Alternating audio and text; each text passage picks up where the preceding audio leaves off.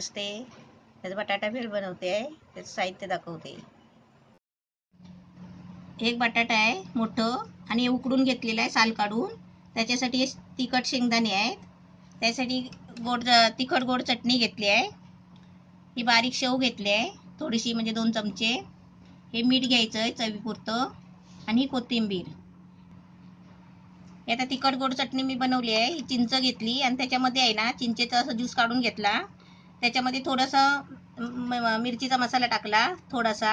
अशी मी घरामध्ये तिखट गोड चटणी बनवली आहे. आणि याच्यामध्ये तुम्ही आहे ना डाळिंबाचे दाणे पण टाकू शकता. आता मी तुम्हाला कसं करायचं ते दाखवते.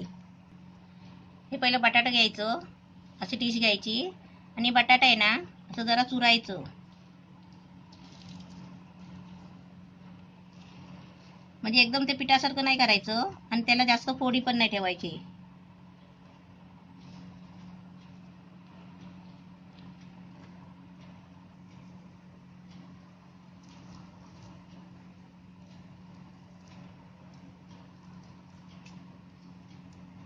हे आपलं बटाटा तर कुस्करून झालेला आहे. आता त्याच्यामध्ये आहे ना थोडं चवीपुरतं मीठ टाकायचं. कसं असं हाताने टाकायचं, कारण ते सगळीकडे लागलं पाहिजे म्हणून हाताने टाकायचं. त्याच्यावरती आहे ना आपण तिखट शेंगदाणे टाकायचे.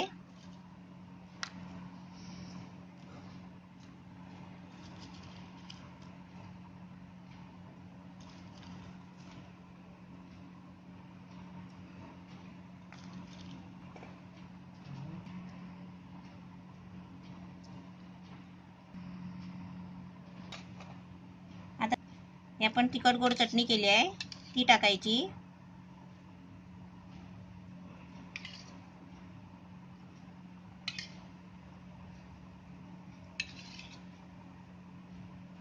त्याच्यावर बारीक शेव टाकायची.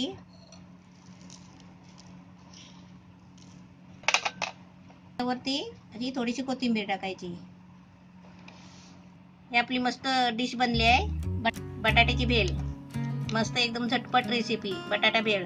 आपण बटाट्याची भाजी जर करायला घेतली ना तर त्याच्यामध्ये आहे ना 1-2 बटाटी काढून ठेवायची आणि अशी भेळ बनवायची नाश्त्याला आणि मस्तपैकी खायची. आता या पावसामध्ये एकदम ही मस्त डिश लागते आणि चांगली पण असते.